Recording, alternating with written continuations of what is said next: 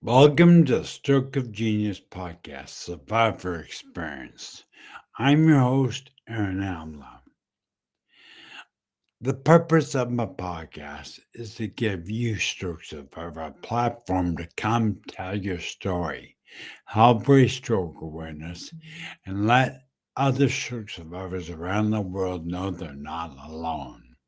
So I'll put a link you can invite you to make a meeting to book a place on a show. Come tell your story. Today's topic is more of a discussion topic. I didn't really post any notes or put any scripts or write anything down, but I wanted to talk about something I'm hearing a lot. I've been serving the stroke community for almost 9 years now. And something that is very common, I battle with myself, and I know all of you do. And that's being hard to relate to after stroke. Stroke puts you in a place where you just feel isolated. We just feel inability to relate to people in the world around you. I'm here to tell you that it is God's effort and decision to do it. I wrestle with this very subject, being hard to relate to. It normally comes out in a very common thing here on out there in the community, where a caregiver spouse loses patience with a stroke survivor and ends up voicing their frustration at them. This normally leaves the stroke survivor feeling bad about themselves, being victimized. But now reality is because we are all being hard to relate to, they can't relate. So I want you to always remember that when you're feeling that you're hard to relate to, there's a good chance you really are. I mean, let's face it. Nobody understands being a stroke survivor, and the battle we face. Than another stroke survivor. You can try. Hey, Jim, that's Jamie Parrish from the United Kingdom. Thank you for being out there, Jamie. I appreciate being out there. I want to make sure everybody knows it goes to my podcast. I want the fully interactive. I'm not here to talk at you. I'm here to talk with you.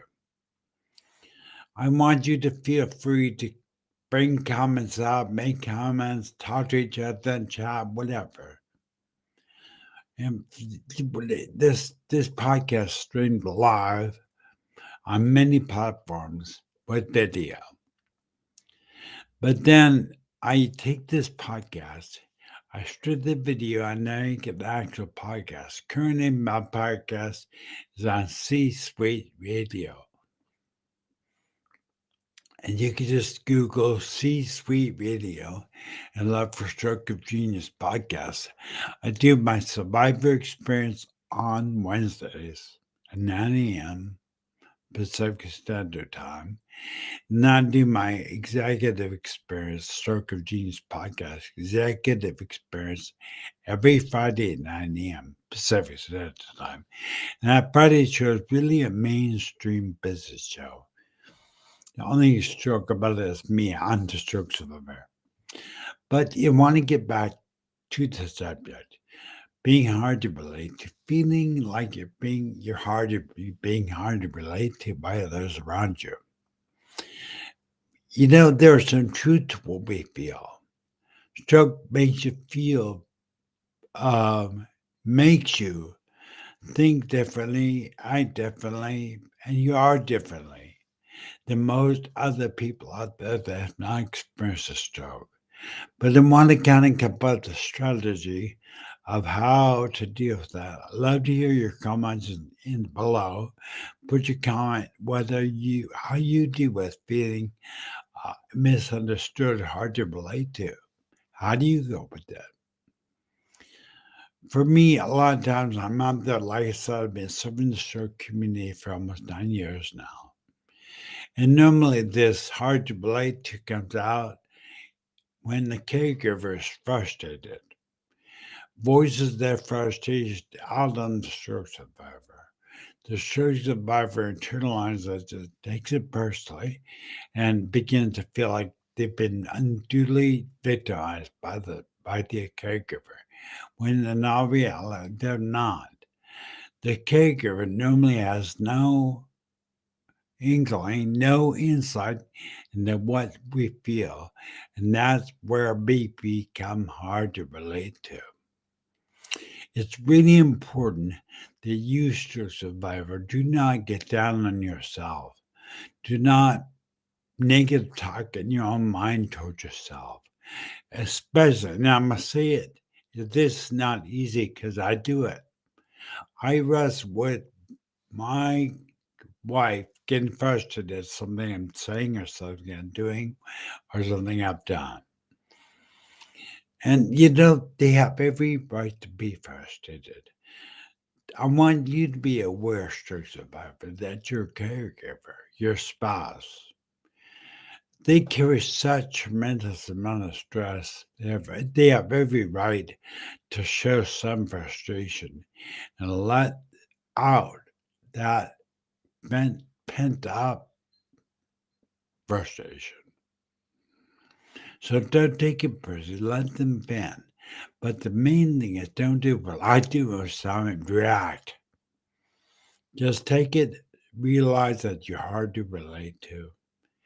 And normally that comes out in frustration.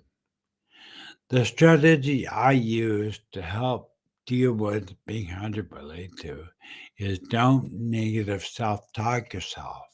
And so many times we compound the problem with making us we're already hard to relate to, but now let's begin negative self talk to ourselves.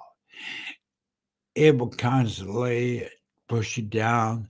You become even more isolated, even more hard to relate to.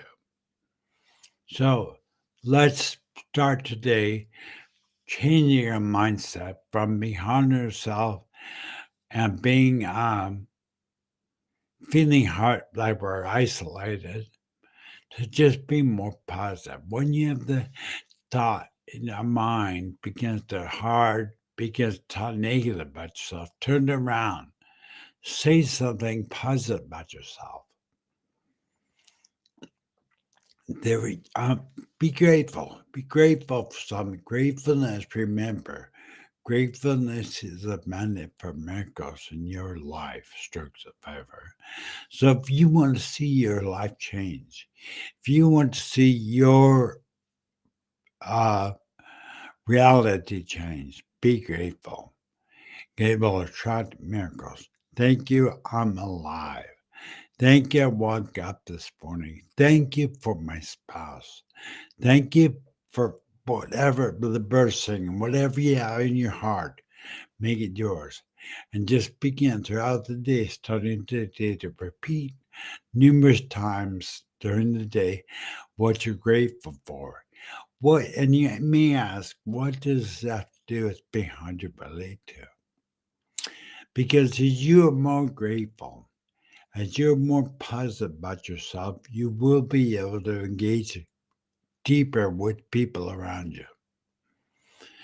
So many times you sit there in a kind of a state of flux, a state of mediocreness. And that, let me tell you, there's some things happening in my life personally that are forced me to realize I need to get more engaged with my wife. I need to cognitively make an effort to engage more with her. So I'm not hard to relate to. So we carry on conversations. I'm going to tell you a key trick to being easier to relate to. Ready for this? It's a big one. Listen more, talk less. My biggest problem is I become reactive. And I'm telling you, if you begin to listen to your spouse, that means you wait for them to finish talking. You do not interrupt. You let them talk. You become more relatable, more easier to relate to by your spouse, by your caregiver, whoever. But the main thing is you talk less and listen more. That really is a real carrot, a gold nugget to remember. Because being a stroke survivor, we tend to react. So let's say somebody says something we don't like. We react. We don't pause and think about what we're about to say. I'm telling you, if you want to learn to relate more with your spouse, your caregiver, people around you, non stroke survivors, you just need to listen more and only respond when they're done talking. I am probably the biggest uh, offender of this rule. I'm very reactionary. My stroke, and this is not an excuse, it's a reason. My stroke has left me somewhat emotionally, reactive. And what ends up happening, even though my wife may be justified in what she's frustrated with, I end up taking it personally and being reactive, saying things I probably shouldn't say. Now, I'm about to say things I should not say. But if I pause, just marinate for 60 seconds on what was just said, make sure I'm not being reactive, and then speak, it's much better for the situation. And the more we do that, the more we learn to control our emotions, not be so reactive, the more we become relatable and understandable by the non stroke person. Because I'm going to say, there's one person knows exactly what you feel like, stroke survivor. And there's one person that knows how you feel trapped in, you're frustrated, and that is another stroke survivor. For us, as stroke survivors, to expect a non stroke survivor to relate to us is wrong. They can't. You could talk to you blue in the face. You could tell them we're slightly best stroke survivor. They can't unless you experience yourself. You can't really know what it's like. You know, if I was to tell you what I feel like stroke is in my life, what stroke looks like in my mind, I picture a black, ominous cloud beast, red fire eyes, red mouth, just, this cloud beast.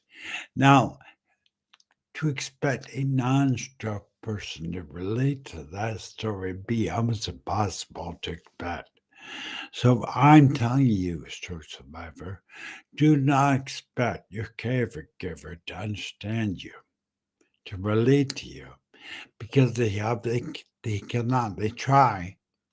You have an incredible, lovely wife like I do. She tries, but let's be real. She can't fully understand what it's like because she's not there. So what I want to encourage you to do today is stroke survivor is reach out to the community. I built second chance stroke survivors On Facebook, again, you can search Second Chance Stroke Survivors. We probably have close to 6,000 members. But I built it so we had a place, a commonality, a place that I don't call it a group. I don't call it anything but a community because in reality, we are just that. We are a community of stroke survivors. And there's nobody, and I mean there's nobody, that's what you go through on a day-to-day basis as a stroke survivor than another stroke survivor.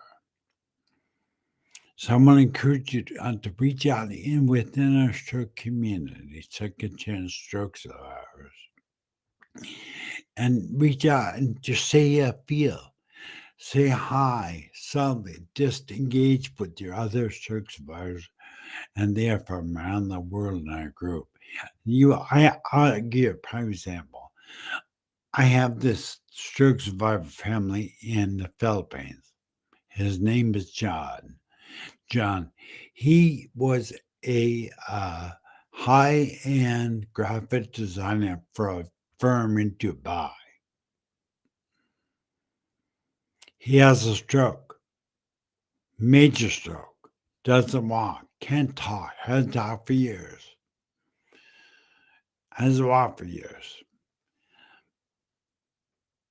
But he went from living in Dubai, one of the wealthiest places in the world, to living in a tin hut with his wife, then 2 kids, all sleeping in one bed. I'm trying to raise funds for them, so if you know anybody that's interested in donate even $20, I'll let me know. Leave me a comment. I'll make touch base with you and tell you how to help them. But the point I'm trying to make is that here is his wife. His wife is just Julie is the name. Just lives her life, breathes and lives, take care of John, just like my wife does for me, pretty much. But she can't totally understand or relate to what it's like to being a stroke survivor. My wife can't fully understand what it's like to be a stroke survivor. She tries, God bless her soul for that. So again, I'm going to invite to encourage you today. Reach out to other stroke survivors out there in the community. Talk with them. They can relate. They will not be hard to relate to because they know who you are. They know what you go through. Anybody that thinks that a non-stroke person should know what it's like to be a stroke survivor, you're wrong. They'll never know. I know doctors and clinicians.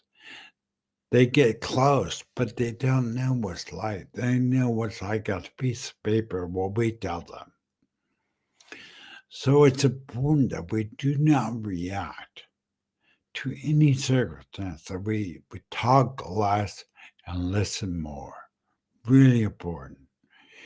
I want to take the last, say, 10 minutes of the show.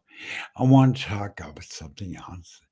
I want to talk about negative self talk. You, as a stroke survivor, if you're like me, get frustrated with the way you are. And so you begin to kind of get down on yourself verbally in your mind. I'm verbally out loud, but in your mind, you begin to think negatively of yourself. This will do nothing but drive you down and down and down and will lead to depression if you don't stop it. So it's important that you can't stop your mind. You ever heard that saying, what you resist persists? If you try and stop your mind from thinking something, it can't. In fact, it'll do the opposite. If I say, don't think about the word green, the color green, the first thing your mind does is start thinking about the color green. You can't stop it, but you can alter its direction. So when that negative thought comes into your mind, you want to make sure that you combat it not by trying to stop it, but you reframe it to a positive. Hey, Bryce, hey, there's Bryce in the house. Bryce is got in the house. There's Bryce Brantford, North Carolina. Think if we got Jamie and from England. We got Bryce Brantford, North Carolina. Got to fight the negativity, Bryce says. You know, I'm saying necessarily don't fight it, but change it. Redirect its flow. So, how do I redirect the flow of my mind? You do that by positive self talk. You build yourself up inside your own mind. I am able. I am worth something. I am grateful for the birds. I am grateful for my wife. I'm grateful for my life. If you begin to load your mind up or coach your mind with positive self talk, negative self talk begin to leave. You don't try to stop it. Don't try to fight it. Just redirect it. Redirect your mind. You'll find that working so much better. And again, it gets back to that saying, what you resist persists. Remember, what you resist persists. So if you try to stop your mind by negative self-talk, it won't be successful. But if you redirect your mind to think positively, begin to say positive self-talk to yourself, begin to coach your mind with gratefulness, you will see your life change, your mind change. Reminds me of saying, where your focus goes, your energy flows. I say it real close, real slow. Where your focus goes, your energy flows. So what I want, if you focus on the negative aspects of your stroke, if you focus on what you can't do or what you have trouble doing, and that's really how you get frustrated, you begin to spiral down the negative self-talk or rabbit hole. But in all reality, if you were to start positive self-talk, be grateful to yourself. Focus on those things you're grateful for. Focus on those things around you that make you happy. A prime example of my life, we got a standard poodle, a puppy. They're the most amazing dog I've ever owned in my life. We've owned quite a few. And the bonding energy from this dog is amazing. So I could focus on how great it makes me feel, or I could focus on how my stroke has raised me off. Don't do it. It's a rabbit hole. Don't do it. Just shift your focus. I'm going to repeat a quote from Dwayne Dyer, great spiritual teacher. And again, he's an amazing man. If you ever wanted to look him up, Google search Dwayne Dyer. Amazing, amazing spiritual teacher. And he says, change the way you look at things, and the things you look at will change. I repeat that. Change the way you look at things, and the things you look at will change. Meaning you actually have the power to change your environment, to change what's around you. How do you do that? Change the way you look at things, change your mindset, change the way Don't look at those things as negative. Just change the way you look at things, and I guarantee you're going to see your life change. It's amazing to me. Like I said, I want to encourage you. First of all, please subscribe to my Stroke TV Media YouTube channel. Super important. Google will put us more in the search if you do that. Please, more subscribers, better. And comment, leave me a comment in the comment section. Fine. I would love to hear from you. I want to encourage you. I'm going to bring up something on my screen for those. I'll put a link within the podcast notes that you could schedule a meeting with me and we can either talk or you come on my podcast and tell your story. You coming on my podcast and telling your story is what I really built this platform for. And I want to give you a place to feel empowered because by you coming on and telling your story on the podcast, it will impact lives all around the world. First of all, it's getting that your other fellow stroke survivors know that they are not alone. So many times we feel hard to relate to, isolated, we feel alone. But in all reality, there's over 800 million stroke survivors plus in this world, growing every day.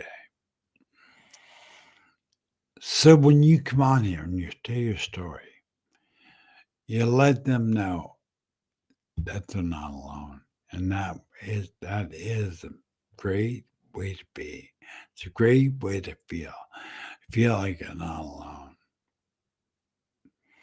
So as we wind down, I encourage you again, smash that like button, leave me a comment. Jamie, thank you for being here from the United Kingdom. Bryce, Bryn, thank you, my good brother, for being here from North Carolina. Thank you very much. I hope if there's anything I can ever do for any of you out there, just reach out to me. I'll put my email in the podcast notes. But I truly believe that Stroke TV media, I truly believe in leading with the heart of a servant. I am here to serve you, community. I'm here to help you. If you ever need someone to talk to you, if you want to chat or talk with something about you're dealing with, I'm here to serve you. So I want to encourage you to reach out to me and let me know. Again, I'll put my email in the note section of the podcast. But I want to wish everybody, hope you have a great day. I want you to take me a challenge. I want you to repeat today, let's say 5 times, 5 things you're grateful for today. Throughout the day, I want you to repeat 5 things you're grateful for today. If you can't come up with 5 things, try 3 things. You can't come up 3, your focus is in the wrong place. You definitely should be able to come up 3 positive things in your life. But thank you for being here. We're at the end, believe it or not, we're in the end of the show. This Friday in my Executive Experience podcast, I have a